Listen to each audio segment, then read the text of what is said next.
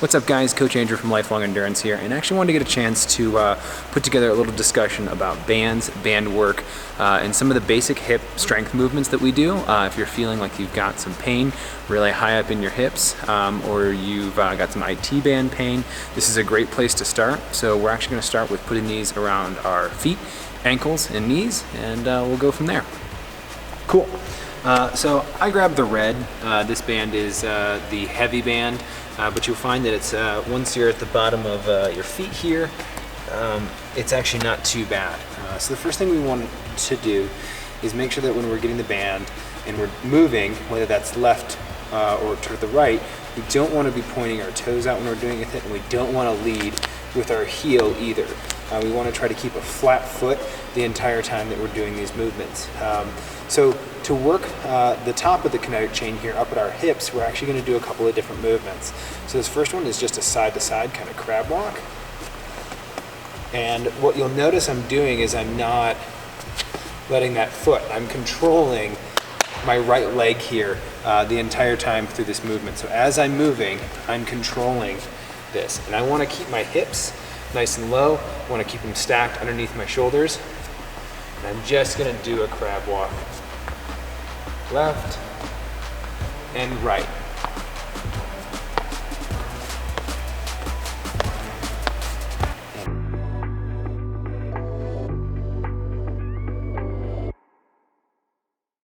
So we're going to add on to that last movement we did, just moving left to right and kind of controlling with our feet.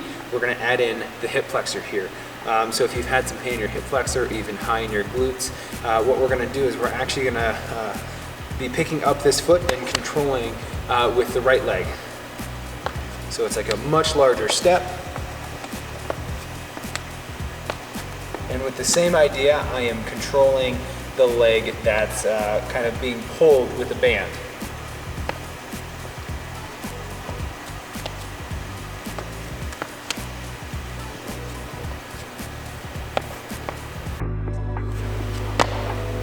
We're actually going to do some work straight ahead.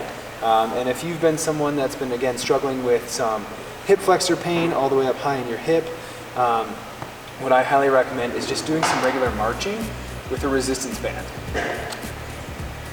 You'll find that it's really going to work the leg that's actually posted on the ground more so than the one up top. This is also really good for ankle strength.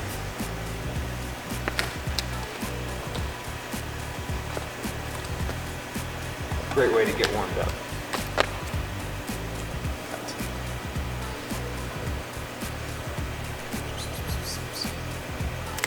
Cool. Take a seat. Is kind of like a windshield wiper. Some ankle strength, and again, working with these little circle bands, you can do a whole lot of work. And so if you're having pain on the inside of your ankles, one great thing you can do is kind of like a windshield wiper. This is really going to help work all those muscles that are on the outside of the ankle. It's a small movement, so if you need to, start with a really light band and progress your way up. 2 to 3 rounds of 20 on each side is usually good enough to get you moving and back out there. Isometric hold. So I want to engage my hips by pushing my knees outwards.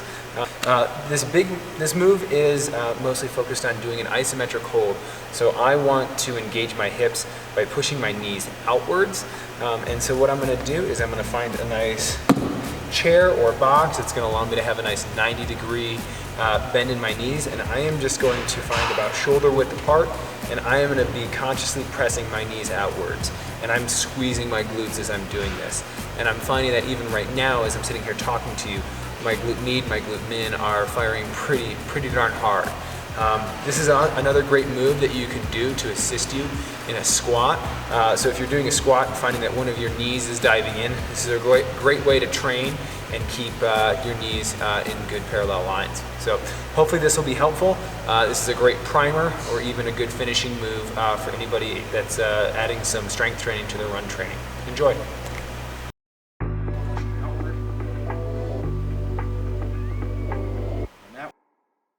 I like to have it just above my knees. That's the most comfortable place for me. I'm going to find a position.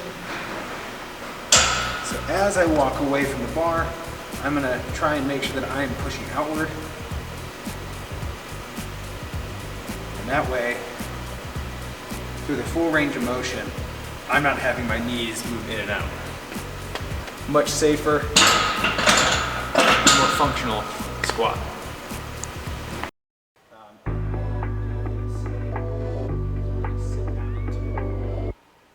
First movement we're going to do is actually going to be a TRX assisted single leg squat or a split squat is where we'll start. So split squat, all we're trying to do is come down and form two really nice 90s with both our front knee and our back knee. But we want to make sure that this front knee is not shooting way over the front of the toes. And all we're really using these rings for is that as you're getting started, this is a great way to just kind of help preserve your balance if you feel like you're going to teeter-totter. Really make sure that your knees aren't moving left and right a whole lot. You want to be really smooth. There should not be a jerky movement whatsoever. Excellent. The next movement we're going to do is actually going to be a single leg squat. You can either do these with leg back or leg forward. Some of you may call this a pistol squat. And all we're going to do with this is we're going to sit down into it and come back up. Now some of you may not have that range of motion, and it may look something like that. And we're just using these rings as support, and then as you get stronger, you can use less fingers, and you may not need to use these as close to your body. You can use them from farther away. The ball from the floor, come up, go underneath it, and back up. If you're not used to a clean, or you've probably heard like a clean and jerk, things like that, this is where we can start to kind of get a dynamic movement. We're actually going to use a med ball. These med balls are a great way to kind of work in a zone that's not going to overextend. If you don't have the ability to really get good shoulder mobility to get the bar underneath you, or you're just not ready to start doing that kind of movement, let's grab a med ball. For me, I've got one of these rage balls. This is about 20 pounds. And the movement we're going to go through is we're going to pick the ball up. And what we're going to do is we're going to drop our hips and we're going to get underneath the ball. And then we're going to come back up with it. So you can imagine that if you had a bar, I'd pick the bar up, I'd get underneath it, and then I would come back to top position. So let's try that with the med ball here. So I'm going to grab the ball from the floor, come up, come underneath it, and back up. And just drop the ball, okay? So let's do a couple reps of that.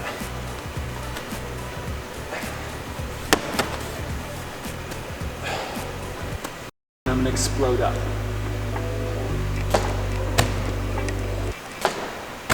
This is a great way to progress into something like a clean or a clean and jerk. This is just going to be getting this ball over that blue line. Follow me.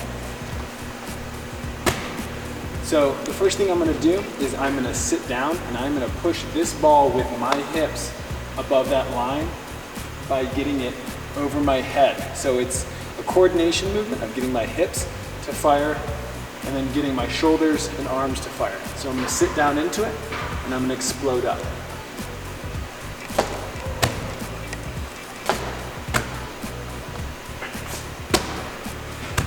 So the big thing is that when the ball comes down, we want to absorb it and rebound by using our hips to then push that again.